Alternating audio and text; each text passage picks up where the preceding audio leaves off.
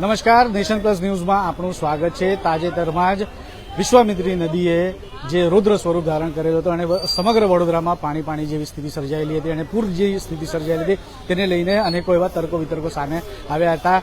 ત્યારે ગતરોજની વાત કરીએ તો વડોદરા મહાનગરપાલિકાની સ્થાયી સમિતિના અધ્યક્ષ ડોક્ટર શીતલ મિસ્ત્રી દ્વારા એક નિવેદન બહાર પાડવામાં આવ્યું છે કે હવે લોકોને તરાપા તેમજ દોરડાઓ તેમજ ટ્યુબની વસાવવાની જરૂર છે અને લોકોએ પણ તેમનામાં સાથ આપવો જોઈએ। તેનાથી વસ્તુઓ અનેકો તર્કો વિતર્કો એવા થાય છે। ત્યારે વડોદરાના જે સામાજિક કાર્યકરો છે તેમના દ્વારા ટ્યુબ અને દોરડા લઈને અત્યારે વડોદરા મહાનગરપાલિકાની વડી કચેરી ખાતે આવી પહોંચ્યા છે અને અનોખો વિરોધ દર્શાવી રહ્યા છે। ત્યારે આપણે સ્પષ્ટપણે તેમને જ પૂછીશું કે કેવી રીતનું કે શેના માટે આ વિરોધ દર્શાવવામાં આવેલો છે, શું મુખ્ય કારણ છે તેના માટે। કારણ કે જે પ્રમાણે ગતરોજની આપણે વાત કરતા હોઈએ તો જે નિવેદન આપવામાં આવ્યું છે, અતુલભાઈ શું કહેશો? જે પ્રમાણે ગતરોજ સ્થાયી સમિતિ અધ્યક્ષ શીતલ મિસ્ત્રી દ્વારા નિવેદન બહાર પાડવામાં આવ્યું, શું કહેશો? જે રીતના આપ જણાવી રહ્યો છે કે ચેરમેન શ્રી દ્વારા હાસ્યાસ્પદ નિવેદન આપવામાં આવ્યું છે, મિત્રો હું આ હાસ્યાસ્પદ નિવેદન નથી, આ એમના દિલની વાત કહી છે। કારણ કે 30 વર્ષમાં અમે વડોદરા શહેરનું કશું જ કામ કર્યું નથી। લોકોના વેરા અમે લીધા છે, ભ્રષ્ટાચારમાં વાપરી કાઢ્યા છે। રાજ્ય સરકાર પાસે રૂપિયા લીધા છે, એ બી ભ્રષ્ટાચારમાં વાપરી નાખ્યા છે। કેન્દ્ર સરકારના રૂપિયા લીધા, એ બી ભ્રષ્ટાચારમાં વાપરી લીધા છે અને અમે અમારા બધાના 30 વર્ષના ખિસ્સા અમે ભરી લીધા છે। એટલે ચેરમેન સાહેબે બહુ જ સારામાં સારું નિવેદન આપ્યું, હાસ્યાસ્પદ નથી, એમના દિલની વાત હવે બહાર આવી છે। એટલે 30 વર્ષની અંદર જેટલા મેયર હતા, જેટલા ચેરમેન હતા, જેટલા કમિશનર હતા, જેટલા ધારાસભ્યો, જેટલા સાંસદ, આ બધા ભરપેટ બધું ખાઈ લીધું છે।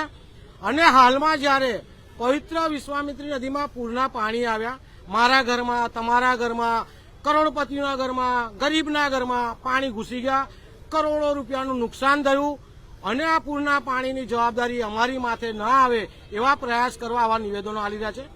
મહત્વની બાબત એ છે કે પવિત્ર વિશ્વામિત્રી નદી 30 વર્ષથી આ લોકોના શાસનમાં નદી હતી, નદીને પણ નાડું થઈ ગયું। વિશ્વામિત્રી નદીની અંદર જેટલા દબાણો થયા, અઘોરા લઈ લો, સયાજી હોટલ લઈ લો, નગરસેવકોના બંગલા લઈ લો અને વડોદરા મહાનગરપાલિકા દ્વારા જે રીતના ગેબ્રિજ નાખવામાં આવ્યું તો આ પવિત્ર નદીને નાડું બનાવી દીધું। એટલે ચેરમેન સાહેબની દિલની વાત બહાર આવી છે। આગામી દિવસોમાં અમે વકીલ મિત્રોને જણાવી રહ્યા છે કે આ વડોદરા મહાનગરપાલિકા સુપરસીડ થાય તેવા પ્રયાસ કરે।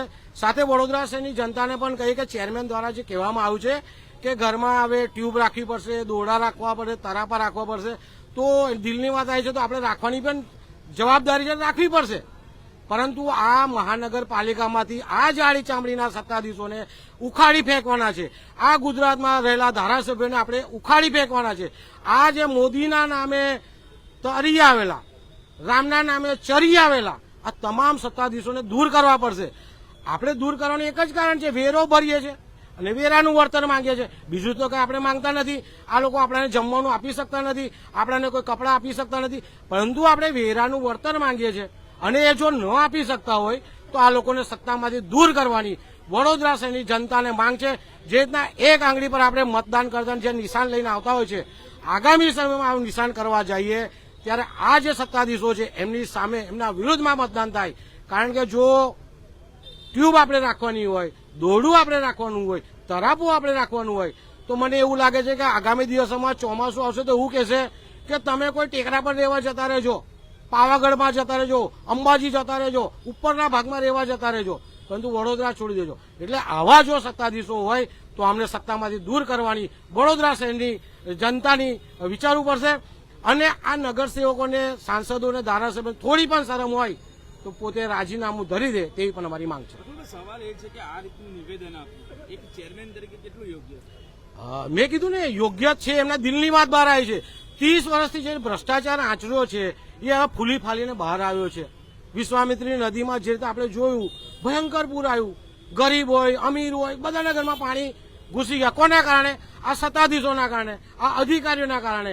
એટલે એમનું નિવેદન આપણે હાસ્યાસ્પદમાં ના લેવું જોઈએ, ગંભીર બાબત છે।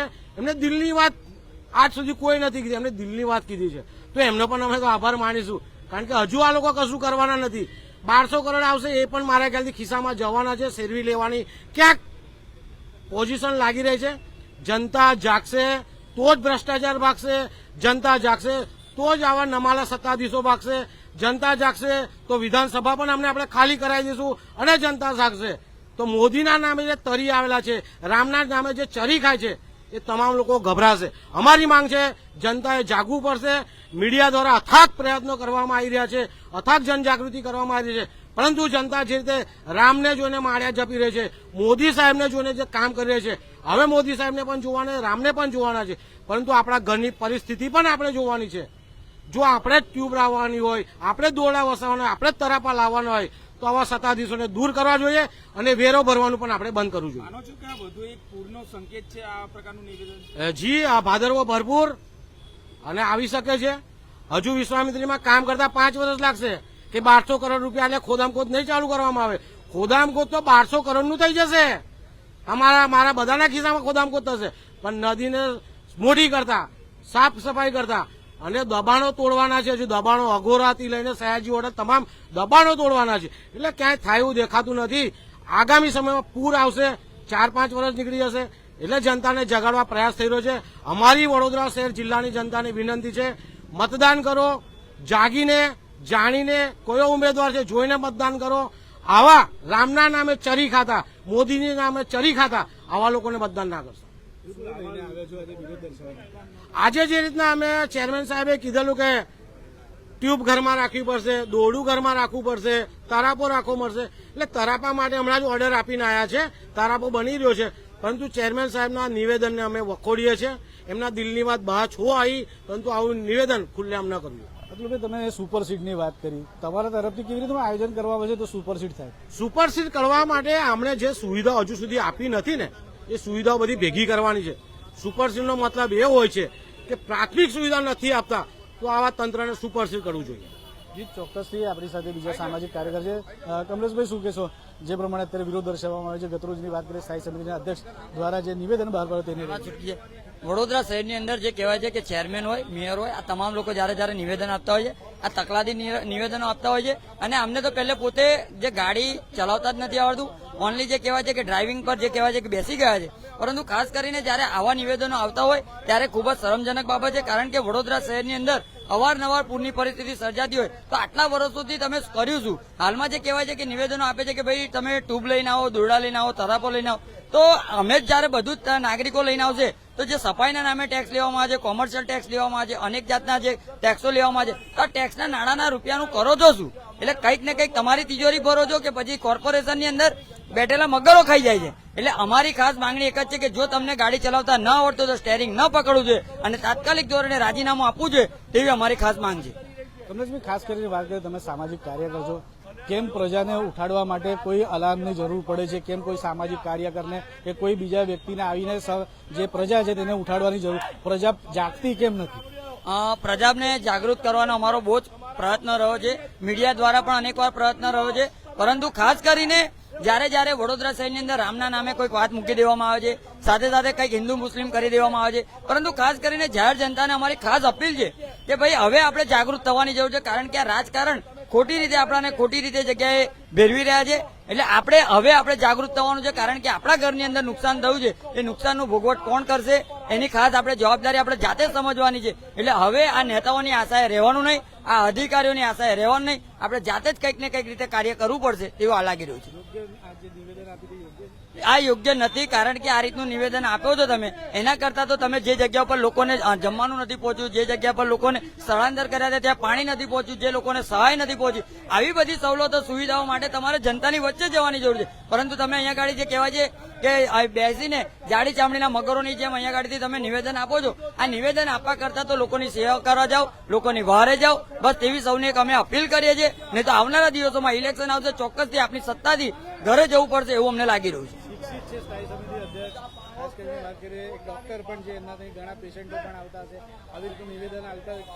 ચોક્કસથી ડોક્ટર જે સાચી વાત છે, પરંતુ ડોક્ટર દ્વારા જે નિવેદન આપ્યું છે, હવે ડોક્ટરને જ ખબર પડશે કે ભાઈ કઈ રીતનું આ નિવેદન છે, કોના દ્વારા નિવેદન કેવી રીતે અપાય, કારણ કે હવે પબ્લિક જાગૃત થઈ ગઈ છે ને હવે તો જો નેતાઓ આરતી કરવા જશે તો ચોક્કસથી ચપ્પલનો બી હાર પહેરાવવામાં આવશે એવી પરિસ્થિતિ આવી ગઈ છે. ચોક્કસથી જેટલા જે સામાજિક કાર્યકર છે તેના દ્વારા જે અનોખો વિરોધ દર્શાવવામાં આવેલો છે, વડોદરા મહાનગરપાલિકાની વડી કચેરી ખાતે આવીને જે વિરોધ દર્શાવવામાં આવ્યો છે, ગતરોજ જે સ્થાયી સમિતિના અધ્યક્ષ ડોક્ટર શીતલ મિસ્ત્રી દ્વારા તેમના દ્વારા જે નિવેદન બહાર આપવામાં આવેલું, નિવેદન કરવામાં આવેલું કે લોકોને હવે તરાપા તેમજ સાથે જે દોરડું છે તેમજ ટ્યુબ છે તેમના દ્વારા ટ્યુબ લઈને પણ હવે તેમને હવે પોતાના ઘરે રાખવી પડશે તેવી રીતની વાતો તેમના દ્વારા કરવામાં આવી હતી. હાસ્યાસ્પદ નિવેદન હતું તેવું તમામ લોકો માની રહ્યા છે. પણ ત્યારે જ્યારે વિકટ પરિસ્થિતિ હતી, જ્યારે પૂરની સ્થિતિ હતી ને પૂરની સ્થિતિમાં જ્યારે વડોદરાવાસીઓ નેતાઓની તેમજ તંત્રની રાહ જોઈ રહ્યા હતા કે તે તેમના વારે આવશે અને તેમને બચાવશે, ત્યારે આજ તંત્રના જે અધિકારીઓ છે તે સીસી કમાન્ડિંગ સેન્ટર સાથે ડબલ ચીઝ મેયોનીઝ સેન્ડવિચ ઝાપટી રહ્યા હતા અને પોતાના જે સર્વેક્ષણ છે, જે નિરીક્ષણ છે તે ત્યાં બેસીને જ કરતા હતા. ત્યારે લોકો ઉશ્કેરાયા હતા. ત્યારબાદ જે સ્થિતિ થાળે પડી છે, જ્યારે તમામ જગ્યાએથી પાણી હવે ધીરે ધીરે ઓસરવા લાગે છે અને ઓસરી ગયા છે, ત્યારે હાસ્યાસ્પદ નિવેદન વડોદરા સ્થાયી સમિતિના અધ્યક્ષ દ્વારા કરવામાં આવી રહ્યું છે, જેને તમામ વડોદરાવાસીઓ તો વખોડી રહ્યા છે. સાથે સ્થાયી સમિતિની જે આ જે બેઠક હતી તેના લોકોને પણ હવે પૂછવામાં આવશે કે આ જે નિવેદનો કરવામાં આવે છે સ્થાયી સમિતિના અધ્યક્ષ દ્વારા તે કેટલા યોગ્ય છે. સાથે તેનો વિરોધ દર્શાવવા માટે વડોદરાના જે સામાજિક કાર્યકરો છે તે પણ આવી ગયા છે. પણ ક્યાર સુધી હવે વડોદરા રાહ જોશે અને ક્યારે વડોદરાની જે પ્રજા છે તે જાગશે તે જોવાનું રહ્યું. કેમેરામેન નવનીત પરમારની સાથે Satyam Nevaskar, nation plus news, Vadodara.